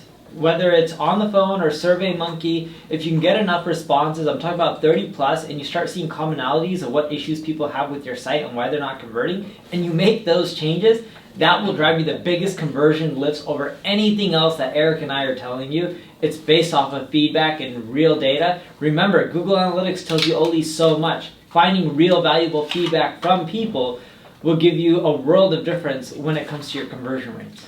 For those of you that are watching video right now, I'm actually having a testing process or a process where you can review and actually debate whether the merits of actually running a test. Guess what? So you can play planning poker, right? This is usually for Scrum meetings, but like, I'm showing you right now over here, you have numbers like 1, 2, 3, 5, 8, 21. Basically a number like a 1 means the test is probably really easy to implement. So you see a little skateboard at the bottom, right? Just drop it. Now, so what will basically happen is Neil might be holding a set of cards, I'll be holding a set of cards, like, okay, how hard do you guys think this test is to run? Neil might say 1, and I might flip my green card over and say 21, right? And the two people that have the biggest discrepancy need to debate over it. Okay, so Neil might say, I think it's a 1 because this, and I think it's a 21 because this. Then we'll play the poker session again, and then we'll flip over a new set of cards. But the idea here is that you actually have a process for it, and you have a process for planning, you have a process for A/B testing.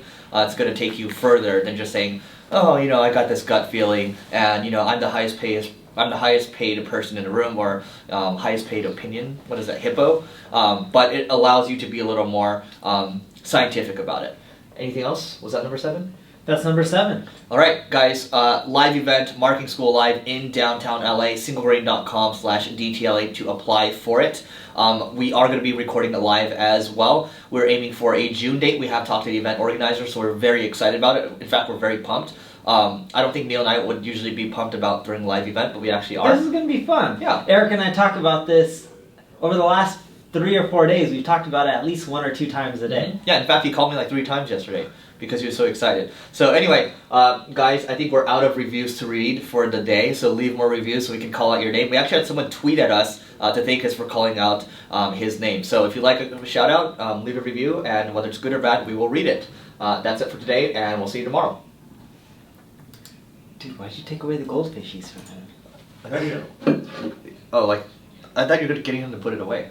No, so he can eat it. He loves it. Oh no, I'm fine. I'm fine. Yeah, I thought he was taking it He away. thought I was trying to throw He them wants away? to Yeah, feed me. because you keep throwing stuff away. No, that was empty. The rest I'm just giving to him for him to eat. Oh, I didn't know that. I thought you were just like, get these out of my face. That's what I was doing. No. I thought you were being Want tempted some? by them. I knew you were going to eat the Here you goldfishies because you crushed them last time. He doesn't- he doesn't like Last time I was goldfish. hungry. Now I'm. Well, he can't eat goldfish. I can't. Oh, Neil can't. That's good, You, just you religion. can't eat it? No, I can eat them. I can eat them. I can. I'm lactose. Oh yeah. There's cheese in them. Mm-hmm. We were thinking about changing our single grain logo to a goldfish. Were you really? No. I don't know. Some people could. I'm like, that'd be cool. Kind of got the same, just gotta put little fins on it. Oh my god. Planning poker, not affiliated. Buy it on Amazon. Out. All right. What's the next one? How to plan if your marketing fails. Then we've done this so many times. Yeah, but we've done a lot of things so many times. Yeah, that's your business. How about your business about to fail? What are you gonna do?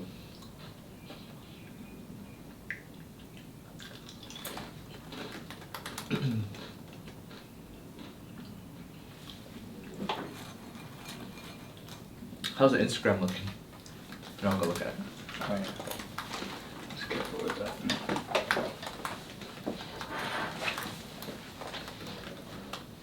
Oh, it's off. Oh. That's fine.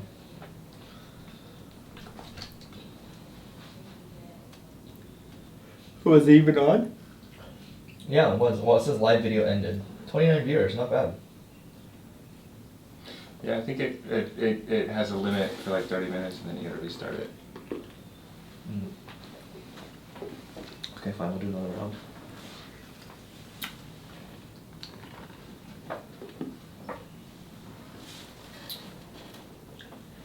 What's up with all the Pokemon and Mario? I still don't understand this. What do you not understand? What's there not to understand? It's the whole gaming thing. Oh yeah. Yeah. Uh-oh, it's gonna fall. Like that? Yeah. Perfect. I can't get both of us. Just get you. No, I'm gonna get you. The bald-headed god. It is your audience. You know they want to see you. Nope. Okay.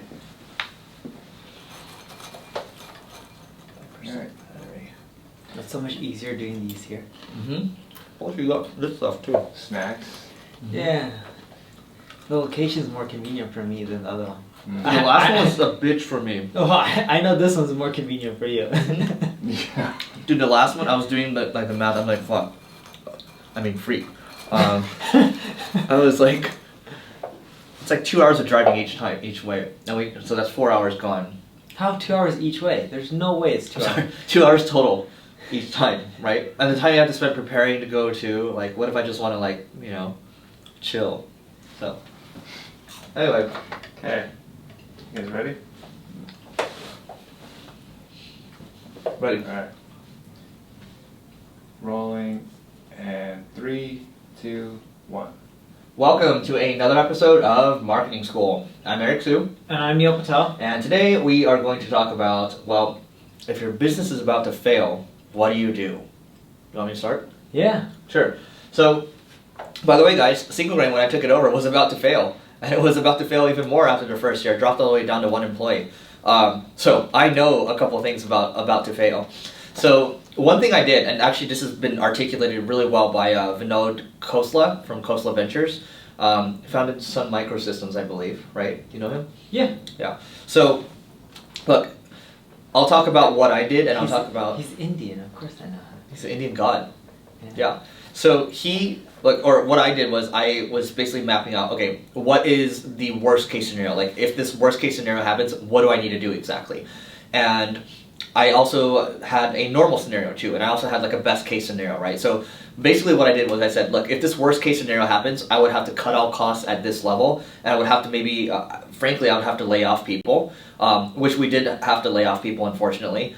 And, you know, there's like it's basically like a if this, then that statement, right? So if this happens, then you're going to do this. So you basically have contingency set up, and you have to have like a baseline too, where you know if everything completely goes to crap, the market collapses, and then you know you're losing clients, you're losing customers left and right. You have to have contingency plans, right? How are you going to cut your personal costs? How are you going to cut costs for the business where it's all the spending that you have is only for essential spending, not all non-essential spending. Let's say we're talking about like administrative spending.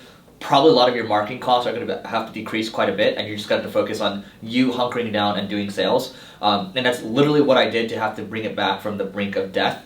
I'm talking about Single Grain here. And what I'll say about Khosla, Vinod Khosla, before I turn it over to Neil, is he has a blog, khoslaventures.com. That's Khosla.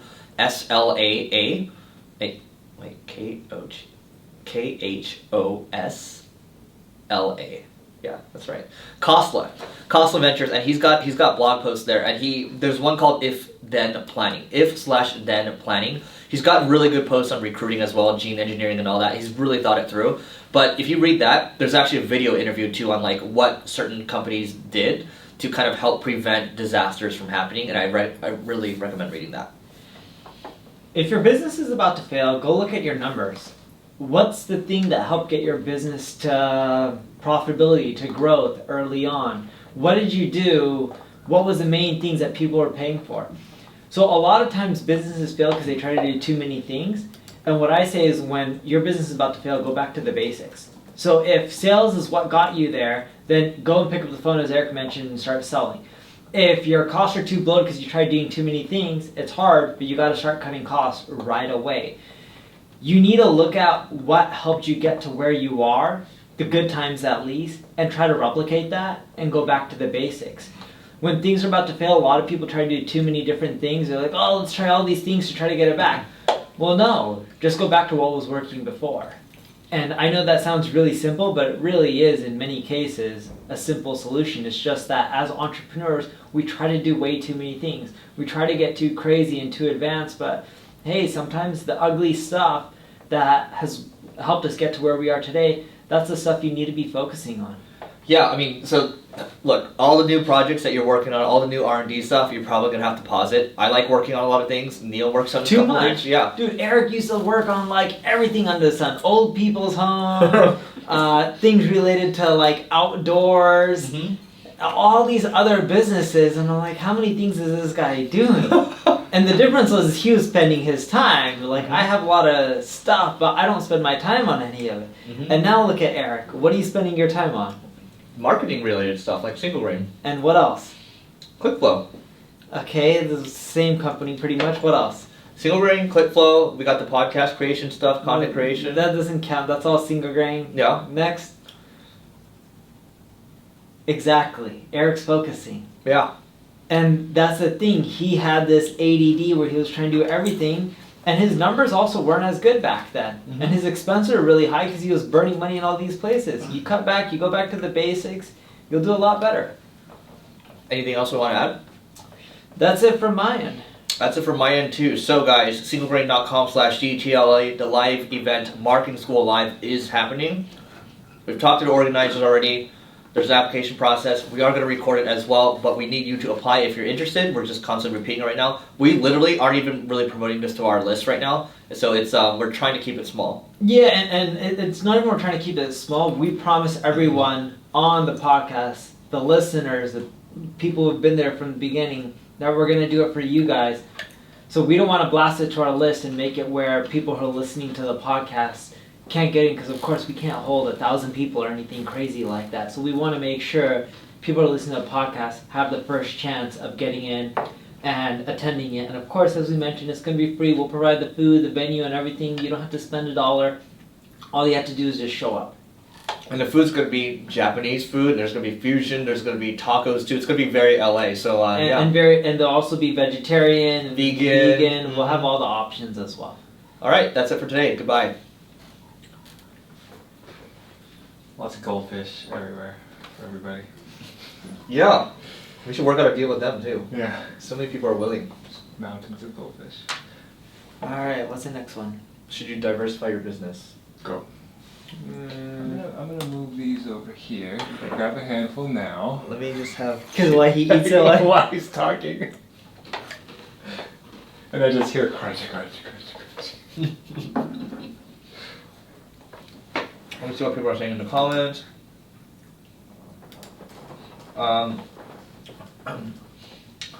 Arlen says, what do you think about paid free marketers Slack groups? Too much noise. The only helpful Slack group that's paid is Traffic Think Tank. That's all I'll say. what? Think tank? Goldfish. Traffic Think Tank. It's run by Matthew Barbie from HubSpot. Another agency guy named Nick Eubanks, good SEO. And there's another guy that runs it. But literally, our mutual friend, Brandon Stapper, he went to their conference, which is only like $50. He's like, best conference I've been to this entire year. He's like, they only charge $50. So And it's, what is it called? Traffic Think Tank. So they share like the most kind of game-changing marketing stuff. They have really good speakers that come on. You pay like $119 a month. Is it a membership? It's a membership Slack, but it's actually really good. And you can, if you want to find talent there, by the way, if you guys are looking to recruit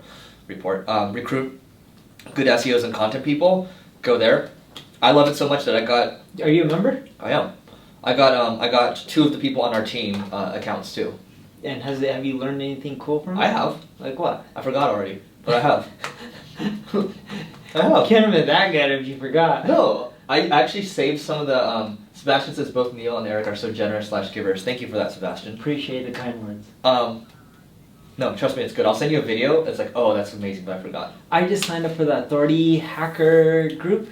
Oh, join Traffic Think Tank. Did you see the Authority Hacker ad? It was like this one thing that helped us like increase our Facebook traffic, one WordPress plugin that helped increase our traffic by like 50% or something. Spent like $500. So you signed up? Yeah, and then I realized when I started responding as a comment, they told it to me for free, so I didn't need to buy the course, but I'm not one to refund, so I didn't care. Traffic Think Tank. Well, I'll check it out. The thing is, we're too busy for it, which is why I got some other accounts. because there's just so much value that it's like overflowing. It's kind of like this podcast. And all it is just a Slack group and nothing else. It's a Slack group, and then they have like monthly webinars and meetups and everything. Oh, the meetups are like once a year at the conference. How many members? Here, I'll show you right now. Guys, we're not affiliated with Traffic Think Tank, by the way, but like, so like, look at up. So all these people were messaging me because I was interested in like, look, there's 415 people in this content marketing room right here. Agency, I don't know how many people are. How about all? Jump to, where's all? General? 536. So they have probably 1,000 members? I don't know, it's super active though, look at this. What do they charge? $100 a month? 119. You can get it. You can get Per it year or per month? per month. It's expensive, but it's worth it. It's just Slack. Yeah, but it's the best Slack group I've ever seen. Like, if we want, hey guys, if you want us to do a Slack group, let us know. Eric and I are on opposite ends of spectrums. He's trying to do like 50 different tactics or 50 different monetization methods. See what sticks. And I'm just like, nothing. So Neil owns Costco Ventures, and Eric also owns. No, Neil definitely does not own Costco Ventures, at least not yet. And I don't think I'll ever.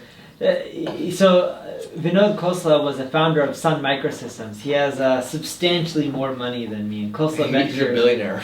Yeah, he's much better off and a lot smarter than I am. Ready? Yeah. Cool. What's another title? Let's see. Oh, I guess not quite ready yet. Love the price. Where they hold the event? They hold Simran. They hold the event in Philadelphia. Really? Yeah. The place you said sucks. Yep. And then after he threw the event, I was like, oh, I should have told my friend to go to that event. The guy that tried to hire me. And he's like, thanks, Eric. And I was like, oh, yeah. Anyway. Sebastian says I'm about to sign up for Traffic Think Tank, but slightly hesitate because so many apps / things that accrue.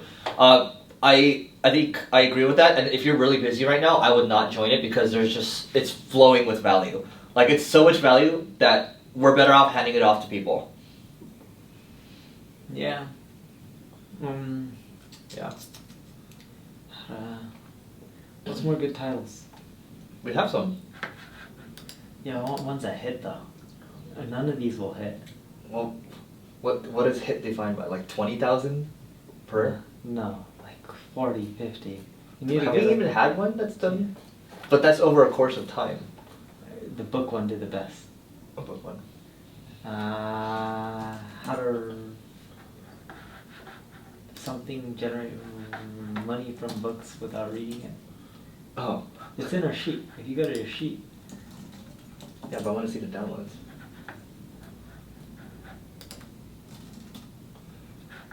You want me to log into Looks, I can tell you right now. I have it on my computer. We're in. Destinations, content. I'm already searching. You got it? I'm on growth everywhere. Oh my god, this isn't working. What's it called? Book? It's either book or read is in the title. Try read.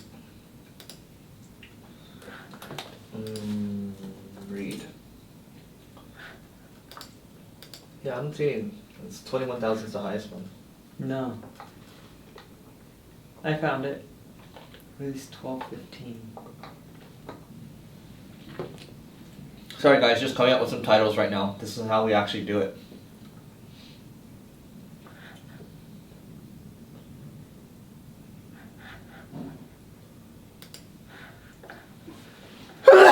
Bless you. Thank you. It's because they don't have unique downloads since November 1st. Like Lipson doesn't have the stats far back enough. Yeah. You get what I mean? Mm-hmm. That sucks. But what could you do?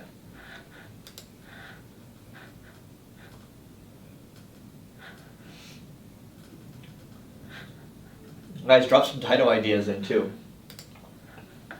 SEO is dying. What you should do instead, I got release 122, 33,000 downloads. See, like, how often do you really need to blog? Like, I released 521. Do you know we rank for Tai Lopez scam? Do we? Mhm. On Google? Mm-hmm. No. Do Yeah. we? Let's check it out.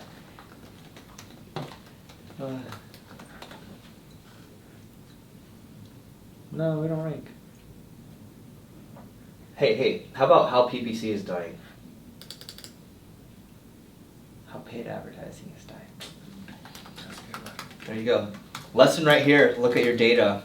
Come up with ideas. What else? How often do you need to really know? How often do you need to post on Facebook? There's actually volume for Neil Patel scam too. How often? There's also volume for Neil Patel net worth. 1,100 searches a month. I looked yesterday. Is it really? Uh-huh. I don't keep track of any of this.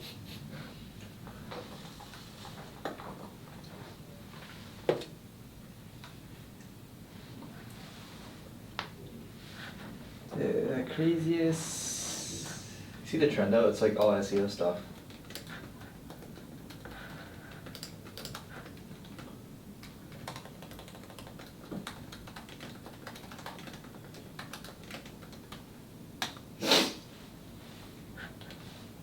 Most of the stuff hovers around 18 to 19,000 downloads. Ooh. Yeah, we need to get our download count up to like triple. And to do that, Please, we'll throw a live event. If we get there, Yeah, if we get there, we'll throw a live event. Um,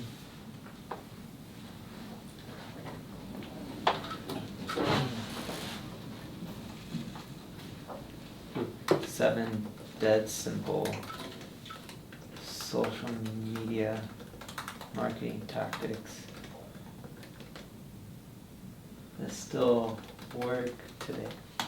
How about, so you got, how often do you really need to go live? How often do you really need to go live? Won't be popular, no one cares about live.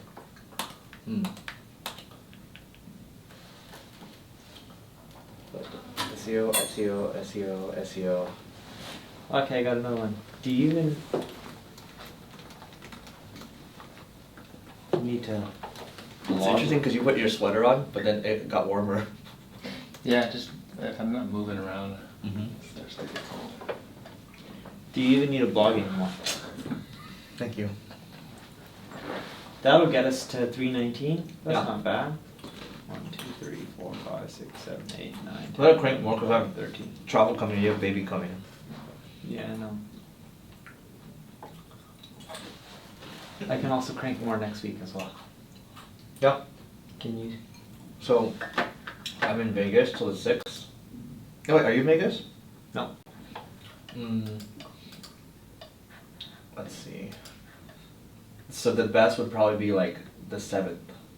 Oh, you're in Vegas Yeah, I'm back on the 7th, so I can block out some time. on the 7th. Mm-hmm.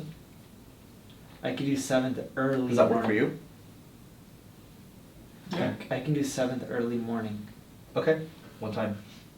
It'll have to be early because I fly to Austin later that day. How early? Like, when do you guys start work? 9? Yeah. 9 a.m.? Let's do 9.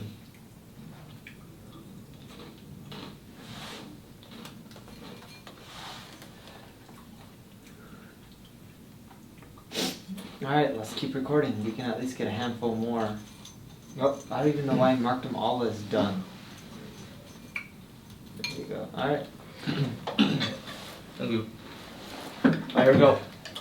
Here we go, guys. Sorry for the intermission. Okay, you see me eating.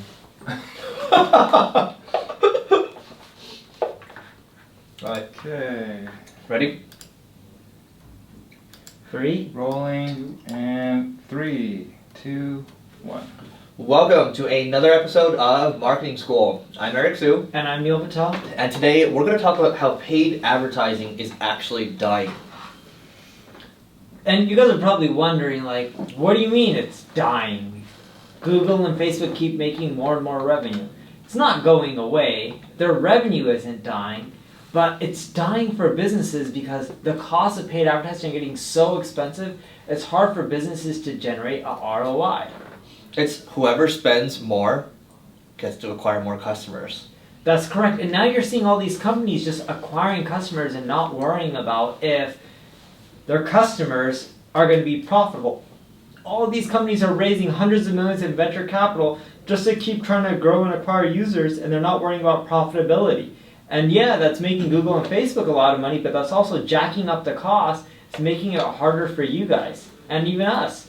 Yeah, well, here's the other thing too. When you have a bunch of venture cash flying into these businesses, and they become so lazy because of all the cash that they have, they end up not really building a business. And what happens is when a downturn happens, or when their business model actually starts to collapse, well, guess what happens? The fact that they relied so much on paid advertising means they haven't really built a business. And if you are thinking about profitability in the beginning, or at least thinking about operating a business and using the cash flow to grow your business, it becomes a different story because you are a lot scrappier, and then you are thinking about the things, doing the right things the right way instead of trying to, think 20 steps ahead and just using money to cover everything, right? Because you overhire, you overspend, and then that actually leads to you losing your shirt.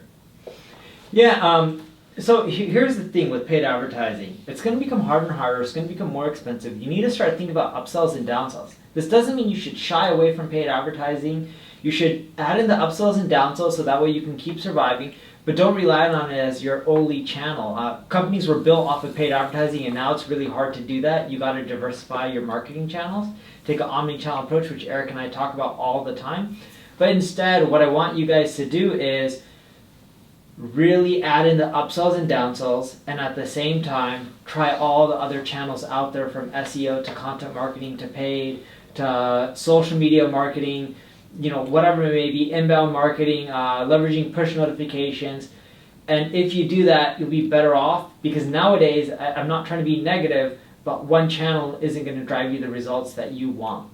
The reality is that the United States is actually behind China right now in terms of how, especially in terms of consumer monetization. US is still ahead in terms of B2B. But if you look at how there's a video actually from Andreessen Horowitz, which is a venture capital firm, and Connie Chan did this one presentation about how the business models differ. And if you look at the United States, the biggest companies, you got Google, you got Facebook, you got Amazon. Guess what? Amazon's actually the third largest advertising platform out there. Most people don't know that. And then you obviously have Facebook and Google, but they're all advertising attention-based platforms. Whereas you look at when you look at like the big companies in China, you got Tencent, you got Baidu, you have Alibaba. There's a lot of these microtransactions happening. They're monetizing in different ways. So that is on the way here because, well, again, the United States is behind, right? Even the podcasting market, just to go on a tangent for a little bit, in the United States, the podcasting market is only $314 million. Now, if you go to China, it's $3 billion.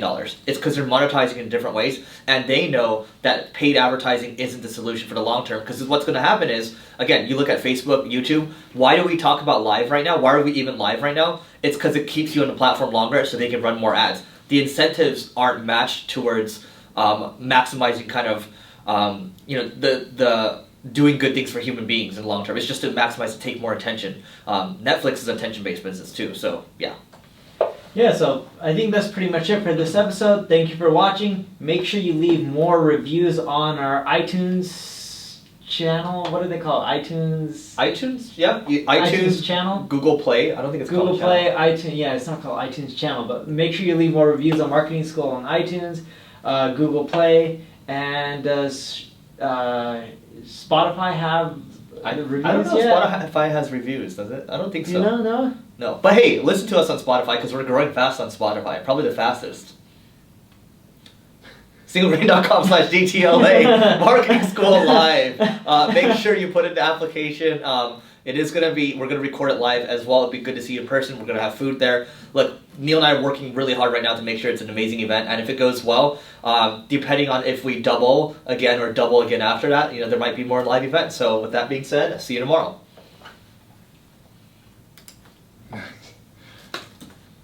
Yeah, love the awkward silence. It's always a good one. Ready? Both ready? I'm ready. Yeah. Alright, here we go. Rolling. And 3, 2, 1. Welcome to another episode of Marketing School. I'm Eric Siu, And I'm Neil Patel. and today we're going to talk about how often you actually need to post on Facebook. So how often do you post, Eric? I'll tell you what, even before I say that, I was actually reading a social study yesterday about the median numbers of engagements, like the engagement rates on Facebook, and it's like 0.09%.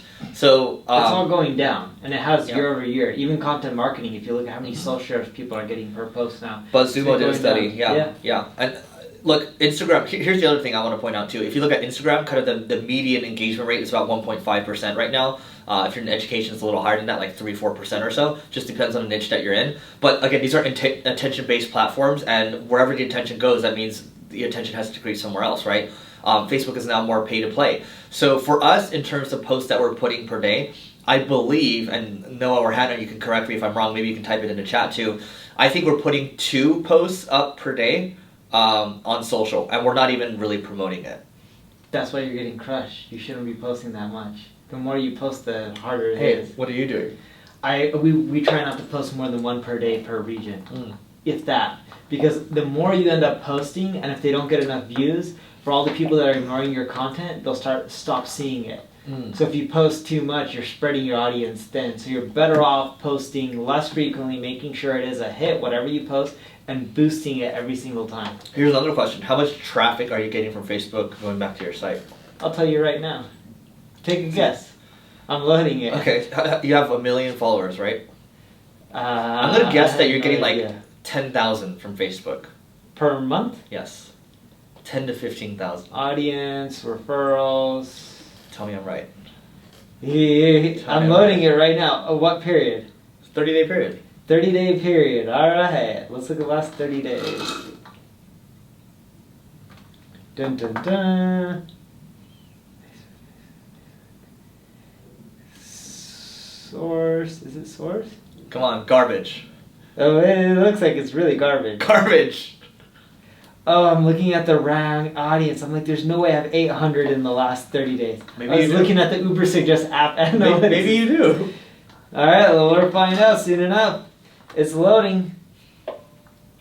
Dude, I get so many. So anyway, while he loads. 16,000, it looks like 16,100, close. Oh, garbage. For the volume that he gets. That's mobile Facebook. Still low. It's still really low. 26,000. Facebook.com is 10,239 uniques. Mobile m.facebook, which is their mobile version, is 16,000. Yeah, so I said 26,000. So, well, what is the lesson here, Neil? You're posting 1 time a day. Are you boosting it? Some of them. And then there's also l.facebook. So let's say 30,000 in total is what it looks like from Facebook. Okay. Which is not bad. I think most people would kill for that traffic, but My YouTube sucks too. YouTube is 7,781.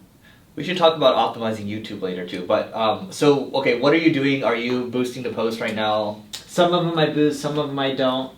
For traffic, the 30,000 is split over 4 posts in a month. So I'm getting 30,000 for 4 posts. No, which is not bad. Yeah. But he also has 1 million followers. Now, what I'll say, what we do when I do lives on Tuesdays through Fridays, we simulcast to YouTube and Facebook. And what we've been trying, because we have this agency accelerator program, is we're boosting the live videos to the custom audiences under the agency accelerator. And how's that working out? It's actually getting applications. But Right, that's yeah, good. We'll see. Yeah, that's a Frank Kern model. He goes live a lot, and that's how he generates a lot of sales. Is that where you got it from? I did. Yeah, Yeah. it works well for him. Yeah. But in general, on YouTube, 30,000, it's not a lot for how many fans I have. A lot of them are different regions, so I'm not posting more than to 500,000 fans, because only 500,000 of them are English speaking. Maybe a bit less than that, maybe 400 and something thousand. But still, I'm only getting 30,000 visitors a month for 30,000 uniques for 400 or 500,000 fans that are English. All right. Anything else to add? No, that's it. All right, that's it for today. Singlegrain.com/DTLA for the application for Marketing School Live. It's going to be a great event. I'll tell you what, I'm even reaching out to people right now that work with Kylie Jenner, for example, and they're like, when is it going to happen, right? So it's going to be a great group of people. Apply, fill out your information, and look, it's going to be live for those of you that cannot attend. We're going to record it, but those of you that can, you're going to be able to break bread. Also, I forgot to mention, Neil and I, we are doing a private VIP dinner as well. That's probably going to be capped at 20-ish, 25-ish people. So message us, Eric, ERIC, at singlebrain.com if you're interested in that. It's not going to be cheap though, so FYI. I should just give him the price. Yeah, ready. We can do one more, I think, or two more. Okay, stopping. Okay, and ready? Yep. Yeah. We are rolling. And 3, 2, 1. Welcome to another episode of Marketing School. I'm Eric Siu. And I'm Neil Patel. And today we are going to talk about the craziest content marketing tactic ever. What could it possibly be? So what's the craziest one that you've ever done? I don't know, you wrote this title. My craziest one is I stopped doing content marketing that often, and more so what I started doing is creating software and leveraging that as content marketing instead of text-based content. So product-led growth. Product-led growth, but that's my new version of content marketing. It works better than actually creating text-based I content. think so, but why do you think that's the reason? You're giving much more value. Content has diminished in value. If you look at the last 6, 7, 8 years, we've been doing content marketing for a long time, maybe even closer to 10 years. It used to be so valuable, but back then there was very little blogs. Now there's over 1 billion plus. I think the lesson here too is the barrier to entry, right? 10 years ago, it was if you're doing 4,000, 2,000, even 1,000 word posts, you're seen as amazing. Now everybody's doing it because people like Neil are popularizing it. And then video too, there's so many more entrants coming into the game. So what do? The next step is most people don't know how to build products. So why not go build a product? Because product requires you to have good UX skills, good design skills. You got to have a good product manager. That's hard to build.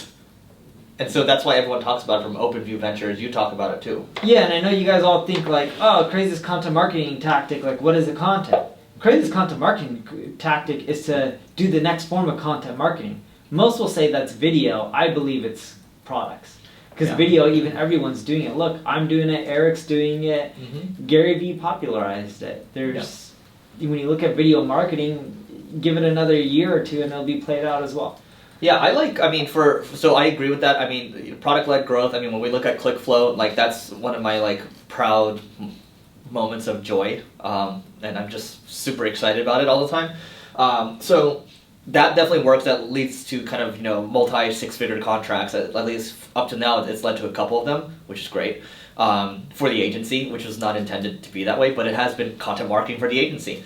And what I will say too is, just to give you another thing that you can use, a content marketing tactic, I keep talking about the content sprouting approach, which is basically omni-channel marketing. So the idea here is, those of you that are watching, we have a seed, right? So when you seed a piece of content like this YouTube Live, this YouTube Live has gone on for 2 hours. This can easily become 20 videos if we actually make them nice videos. And this can actually become 20 different blog posts. So you seed and you sprout into all those different blog posts. And then what you do is you pollinate it, right? Which means you promote it. And then what do you do after you pollinate it, Neil? You harvest it, which means you monetize it, right? And then you become a full-on farmer and you can come work for Single Grain. So those are just a couple ways that you could kind of go about it. You got product-led growth and you got the content sprouting technique, which is basically just omni-channel marketing. Yeah, and the way we look at content marketing internally is just, it also doesn't provide the same ROI that it used to. It doesn't mean that you shouldn't do it. You still have to do it. You have no choice. And eventually you want to get into video. But you got to figure out what's right for your business. It could be tools. It could be something else like a calculator. You just got to figure out what's the next evolution of it. To give you an idea, my Uber Suggest tool, by bare minimum, is growing at least 10% month over month in traffic without me doing any marketing, really. Great. Anything else to add? No. All right. singlegrain.com/DTLA for the Marketing School live event. It's going to happen in June. Going to have food for you if you do show up. If you don't show up, it's going to be recorded live. It's going to be great. It's going to have all the LA character. It's going to be nice and warm in LA. And can't wait to see you. Go there to apply and see you tomorrow.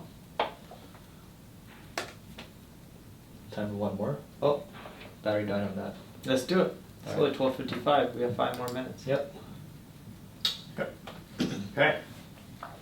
And Go. rolling. 3, 2, 1. Welcome to another episode of Marketing School. I'm Eric Siu. And I'm Neil Patel. And today we're going to talk about 7 dead simple social media marketing tactics that still work today. Yes, Neil. So, all right, I'll go first this time. I'm giving Eric a break. Normally he goes first. Number 1, post your content over and over again on social media. What I mean by this is, especially social sites like Twitter, you can take that same piece of content, share it 3 times within the first 24 hours. I kid you not, you'll get at least double the amount of traffic than if you didn't do that. The other thing I'll say on my side is, people have talked about these engagement pods, and they don't, I wouldn't recommend joining an engagement pod because those things are, Instagram's cracking down on it. A lot of these, it's really easy to see, if people are using, an engagement pod, which means you join, a group chat and everyone just kind of upvotes each other at the same time. But if you can get, let's say your email list, let's say Neil publishes a video on YouTube, well, he can publish to his email list and then a bunch of people will view it in the first 24 hours or 48 hours or so. That's going to help with his YouTube rankings or the watch time on that video, which helps just overall, right? That's one way of getting engagement up. But he could also share a post that he put on LinkedIn to get engagement up higher there as well. So basically what I'm saying is, how can you make the most of the channels that you have already, or maybe even friends that you know, to get you that kickstart in terms of engagement, because that's how these platforms work. Number 3, take your content, like your text-based content, put the first few paragraphs on LinkedIn, and then put a click to continue link so you can upload content as a post on LinkedIn. You'll get 3 to 4 times more traffic from LinkedIn doing that than just sharing your own piece of content. What are we on, number 4? Yeah.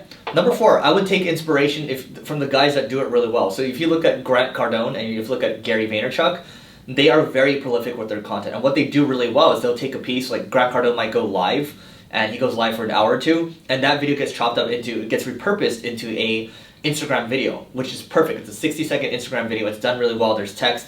It's formatted natively for that platform, which is kind of what Neil was alluding to, but I'm just talking about this in the context of Instagram. And if you're able to do that, if you're able to look, the inspiration's all out there, people are doing it well, why can't you just copy them or draw inspiration from them? It makes your life a lot easier. Yeah, what are we on right now? Number 5? Number 5, if you look at social sites, you'll notice that we talk about sharing content in the first 24 hours multiple times, taking your content on LinkedIn and then adding it as a post, as well as just sharing it on your LinkedIn page. But another thing that you could end up doing that a lot of people don't do is take your content that you're putting on your blog a week later after you've published it, take that whole piece of content and upload the whole thing on Facebook, LinkedIn again, any other social site that'll take all the text-based content. What you'll find is you'll get a ton of engagement on these social sites because they don't want to drive people off their sites. And you'll notice that as your engagement count increases, then when you post your own content that links out to your own site, those posts that link out to your own site will get much more views and clicks due to the fact that your engagement rate on content that just keeps people on Facebook is doing much better. Number 6, going to the basics. So actually a couple episodes ago, Neil and I, we just looked at our analytics in Libsyn to see what type of topics do really well. And that gave us inspiration for, well, what other topics should we create? Now, that's the same thing for your social media stuff too. So if you look at your engagement, so if you look at, you can look at TubeBuddy, you can look at your analytics there, or you can even look at what ranks well. You can even look at Social Blade too. So TubeBuddy is a YouTube tool. Social Blade allows you to check how your channel is performing over time. You get a sense of how things are doing. You can look at your YouTube analytics too. And that's going to be a guiding star for you because you're no longer operating on gut. You're operating based on data. And the data says that your audience loves SEO. I'll give you an example. So we look at Libsyn. Our top performing podcast episodes are related to SEO. The majority of them are related to SEO, which is why we talk about SEO because, well, even though we talk about SEO, we talk about content, we find ourselves talking more about SEO and content because that resonates more with our audience, right? And that's not to say we don't cover the other stuff. We do test the other stuff, but if you find things that are working well, look at your analytics, and that's going to help you execute on the right type of social posts to grow your social media profiles and get your engagement rate higher. Last but not least, when you're uploading content to these social sites and you're writing a few paragraphs above the post and trying to drive traffic back to your site or even engagement on your videos or whatever it may be, you're still adding text. Make sure you keep your paragraphs instead of being long, like short one sentences, Because some social sites like LinkedIn have like a see more link. When people click on that, it boosts the engagement and then it causes your post to go more viral. So short sentences that encourage people to click see more or view more will get you more reach than if you just list out big chunks of paragraphs. All right, so that is it for today. Go to singlegrain.com/GTLA to apply for the live event in downtown Los Angeles. It's Marketing School Live. It's going to happen in June. There's going to be food for you. We're going to record it live for those of you that can't make it. Register now because seats are limited. And it's free, by the way. So that's it for today, and we will see you all tomorrow. Cool. All right, YouTubers, thanks for watching live. Neil and I actually need to head to another meeting right now because timing is tough. Greetings from Lithuania. Thanks for watching from Lithuania. Han Guan says, can't wait to be a farmer. We can't wait for you to be one either. Faizan says, awesome job.